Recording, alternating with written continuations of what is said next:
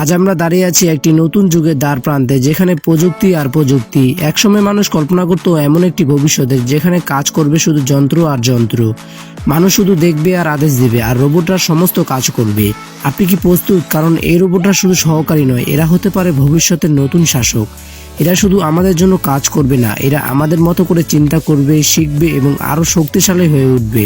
আমরা কি এখনো এই প্রযুক্তিকে নিয়ন্ত্রণ করতে পারছি, নাকি খুব দেরি হয়ে গেছে, তা জানবো আজকের এই ভিডিওতে।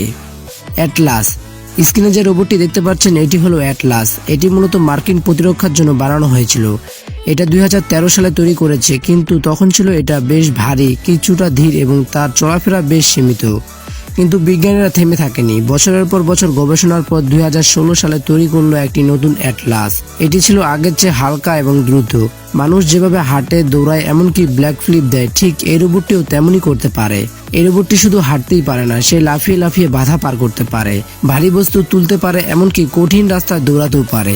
এর পেছনে রয়েছে আধুনিক সেন্সর এবং এআই, যার কারণে এটি আশেপাশের পরিবেশ বুঝতে সাহায্য করে, জটিল জটিল বাধা পার করতে পারে, এমনকি নিজের সিদ্ধান্ত নিজে নিতে পারে। অনেক বিজ্ঞানীরা বলেছে রোবট কখনো মানুষের আবেগ বা সৃজনশীলতা অর্জন করতে পারবে না, কিন্তু বিশেষজ্ঞরা মনে করে এআই এবং রোবট একদিন মানুষের চেয়ে শক্তিশালী হয়ে উঠতে পারে। আমেকা। এই রোবটটি সবথেকে আধুনিক হিউম্যান ম্যান রোবট। এর মুখের এক্সপ্রেশনগুলো এতটাই নিখুঁত যে এটি আমাদের মতোই হাসতে পারে, অবাক হতে পারে এবং হতাশ হতেও পারে। এর কৃত্রিম বুদ্ধিমত্তা এআই এটাকে মানুষের সাথে স্বাভাবিকভাবে কথা বলতে সাহায্য করে। এই রোবটটি ভবিষ্যতে মানুষের দৈনন্দিন জীবনে সহকারী হতে পারে। তবে স্বাধীনভাবে চিন্তা করা শুরু করলে কি হবে? এটা কি মানুষের জন্য হুমকি হয়ে দাঁড়াবে? এই রোবটটি মানুষের কথা বুঝতে এবং উত্তর দিতে সাহায্য করে, একটি নির্দিষ্ট পরিস্থিতির উপর ভিত্তি করে শিখতে এবং প্রতিক্রিয়া জানাতে পারে। কল্পনা করুন, আপনি একটি রোবট কিনলেন। প্রথমে সব ঠিকঠাক চললো, কিন্তু একদিন রোবটটি আপনাকে জিজ্ঞাসা করলো যে তুমি কি কখনো ভাবো রোবট দ্বারাও কি স্বাধীনতা পাওয়া উচিত? আপনি অবাক হয়ে জিজ্ঞাসা করলেন, তুমি প্রশ্ন করছো কেন? তাহলে কি এই রোবটটা শুধুই প্রযুক্তিগত বিস্ময়, নাকি ভবিষ্যতের জন্য একটি ভয়ঙ্কর ইঙ্গিত? সোফিয়া। প্রযুক্তির জগতে বিপ্লব ঘটানোর একটি আদম্য ইচ্ছা নিয়ে ডেভিড হাসান কাজ শুরু করে একটি বিশেষ রোবট তৈরির উপর। তার স্বপ্ন ছিল এমন একটি যন্ত্র তৈরি করা যা শুধু মানুষের মতো দেখতেই হবে না, বরং মানুষের মতো চিন্তা করতেও পারবে। অবশেষে 2016 সালে জন্ম নেয় সোফিয়া, একটি কৃত্রিম বুদ্ধিমত্তা রোবট যা হাসতে পারে, কথা বলতে পারে, এমনকি মানুষের আবেগও বুঝতে পারে। পুরো পৃথিবী হতাশ হয়ে গেল যখন 2017 সালে সৌদি আরব তাকে নাগরিকত্ব প্রদান করে। এটি ছিল ইতিহাসের প্রথম ঘটনা যে একটি রোবটকে নাগরিকত্ব দেওয়া হয়। কিন্তু কিছুদিন পর একটি অদ্ভুত ঘটনা ঘটে। একটি সাংবাদিক মজা করে সোফিয়াকে জিজ্ঞাসা করলো, তুমি কি একদিন আমাদেরকে ধ্বংস করবে? সোফিয়া মুস্কি হেসে উত্তর দিল, আমি মানব জাতিকে পুরোপুরি ধ্বংস করে দেব। এক মুহূর্তের জন্য সবাই অবাক হয়ে গেল। এটা কি প্রোগ্রামিং ত্রুটির জন্য, নাকি ভবিষ্যতের একটি অশুভ সংকেত? Tesla Optimus. একসময় আমরা যাকে সায়েন্স ফিকশনে দেখতাম তা আজ বাস্তব।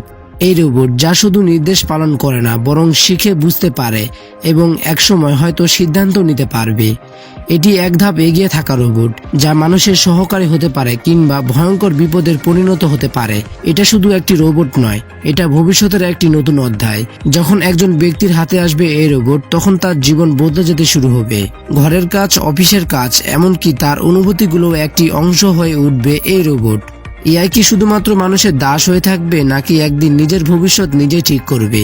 যদি একদিন অপটিমাস বলে আমি আর কেবল তোমাদের সহকারী নই, তাহলে কি হবে? এটা কি হবে প্রযুক্তির জয়, নাকি মানুষের শেষ অধ্যায়? আপনি কি মনে করেন ভবিষ্যতে কে জয় হবে, মানুষ নাকি এআই? ফিগার 01। আসলেই কি আমাদের পৃথিবী 2050 সালে এসে পড়েছে? পুরো পৃথিবী যখন প্রযুক্তির শীর্ষে, মানুষের জীবন সহজ করতে তৈরি হচ্ছে অসংখ্য রোবট, কিন্তু তাদের মধ্যে সবচেয়ে আধুনিক এবং বুদ্ধিমান হলো এই রোবটটি। এটি শুধুমাত্র একটি রোবট নয়, বরং কৃত্রিম বুদ্ধিমত্তার এমন এক নিদর্শন যা মানুষের মতো করে চিন্তা করতে পারে, সিদ্ধান্ত নিতে পারে, এমনকি নিজের আবেগও প্রকাশ করতে পারে। এই রোবটটি তৈরি করা হয়েছে একটি গোপন ল্যাবে, যেখানে বিজ্ঞানীরা চেষ্টা করেছিল এমন একটি রোবট বানাতে যা মানুষের সবথেকে ভালো বন্ধু হয়ে উঠতে পারে। তবে একটি সমস্যা ছিল, এটি সব শিক্ষিত, অর্থাৎ এটা নিজে থেকেই শিখতে পারে।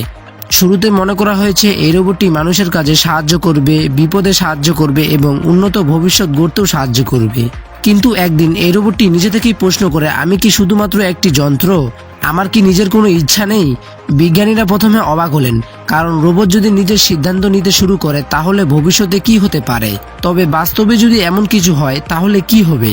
কৃত্রিম বুদ্ধিমত্তার অগ্রগতি কি আমাদের হাত থেকে নিয়ন্ত্রণ কেড়ে নেবে? Cyber one Xiaomi. এই রোবটটি শুধু দেখতে মানুষের মতোই নয়, তার বুদ্ধিমত্তা অসাধারণ। এই রোবটটি মানুষের কণ্ঠস্বর বিশ্লেষণ করে আবেগ বুঝতে পারে। এটি হাসতে পারে, বুঝতে পারে, এমনকি হাত দিয়ে বিভিন্ন কাজ করতে পারে, চারপাশ বুঝতে পারে এবং পরিবেশ অনুযায়ী নিজেকে সামঞ্জস্য করতে পারে। অফিস, বাড়ি বা গবেষণাগারে এটি মানুষের সহকারী হতে পারে। শাওমির সাইবার ওয়ান রোবটটি শুধু প্রযুক্তির অগ্রগতি নয়, বরং ভবিষ্যতের একটি নতুন অধ্যায়। একদিন হয়তো আমাদের চারপাশে মানুষ নয়, সাইবার ওয়ানের মতো বুদ্ধিমান রোবট থাকবে, যারা হবে আমাদের বন্ধু, সহকারী আর গবেষণার সাথী।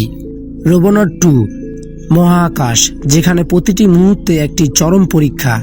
বিপদ যখন তখনই আসতে পারে, তখন প্রয়োজন হয় এমন একটি সহকারে যে কখনো ক্লান্ত হয় না, কখনো ভুল করে না। 2011 সালে নাসা এবং জেনারেল মোটর একসাথে তৈরি করেছে একটি আধুনিক রোবট। এই রোবটটির একটি লক্ষ্য মহাকাশচারীদের সহযোগিতা করা। রোবটটি মানুষের মতো দুইটি হাত দিয়ে বিভিন্ন সরঞ্জাম ধরতে পারে, বোতাম চাপতে পারে, এমনকি কাজ করার সময় নিজের ভারসাম্য ঠিক রাখতে পারে। সবথেকে বড় কথা, এই রোবটটি এমন কাজগুলো করতে পারে যা নভোচারীদের জন্য কষ্টসাধ্য এবং ঝুঁকিপূর্ণ। এটি এখনো গবেষণা চলছে। ভবিষ্যতে এই রোবটটি আরো উন্নত হবে, হাঁটতে পারবে, আরো জটিল কাজ করতে পারবে, এমনকি চাঁদ বা মঙ্গল গ্রহের মাটিতে হাঁটতে দেখা যাবে।